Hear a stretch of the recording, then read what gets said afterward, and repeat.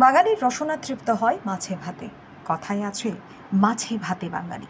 আর মাছের কথা বলতেই নাম আসে মাছের রাজা ইলিশের।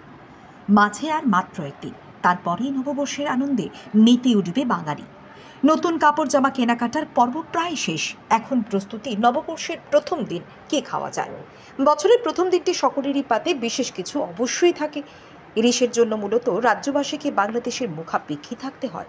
বাংলাদেশের অর্থনীতির অনেকটাই জুড়ে রয়েছে ইলিশে।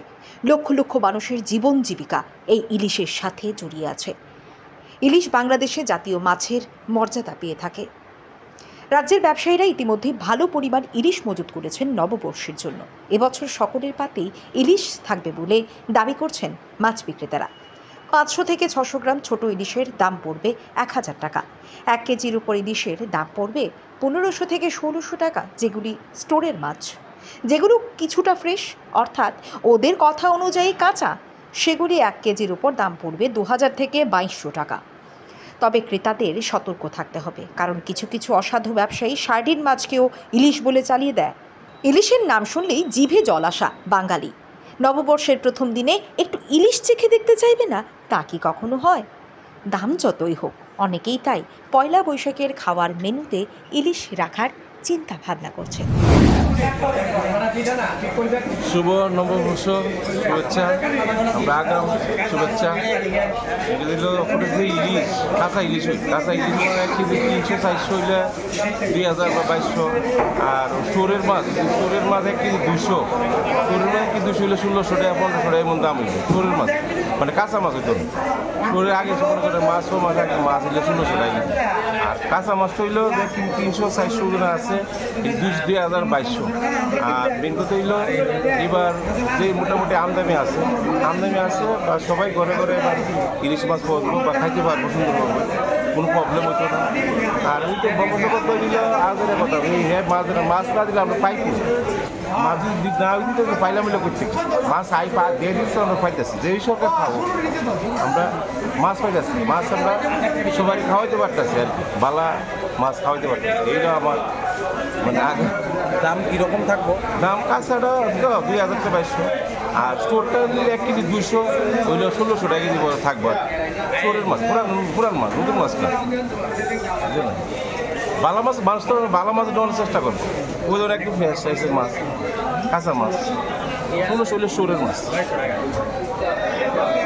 সবাই নিতে পারবো? হ্যাঁ, সবাই দিতে পারবো, সবাই মানে ভালোভাবে খাইতে পারবো, কোনো প্রবলেম নাই।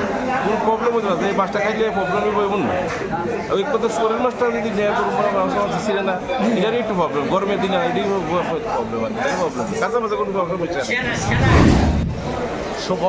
নতুন শুভবর্ষে আগাম শুভেচ্ছা সকলকে আমার নমস্কার।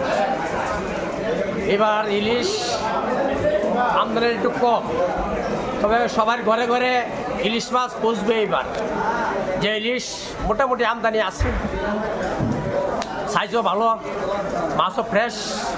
তবে এই আমদানিটা বেশি হইছে না কেন, একমাত্র বাংলাদেশ যে সরকারটা এবার একটু ভেজাল, ইংলিশ সরকার।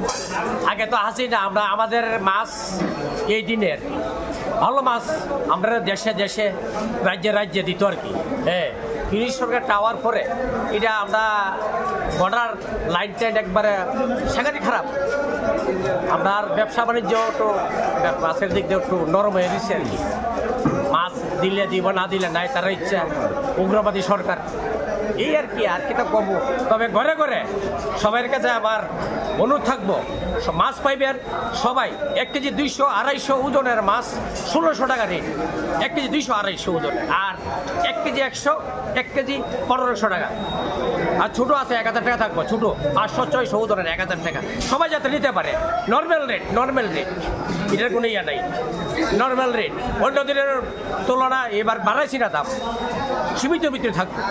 সবাই যাতে ঘরে ঘরে পুষতে পারে ইলিশ মাছ।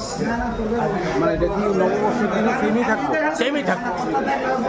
মানে বাংলাদেশে এখন আমদানি হয় না, এখন কম আমদানিটা কম দিতেছে না, চুরিদারি করে আইয়ার মাঝা আইয়ে, তার কারণে একটু এই আর কি। নাইলে তো সরাসরি এই হাসিনা শেখ হাসিনা থাকলে আগে কত মাছ আইতো আমাদের দিত, আমরা বেশি আরাম পাইতাম যে না করে ওই লেখা থেকে আইয়ে তবে থাকবো, নর্মালি থাকবো বাজার। নমস্কার।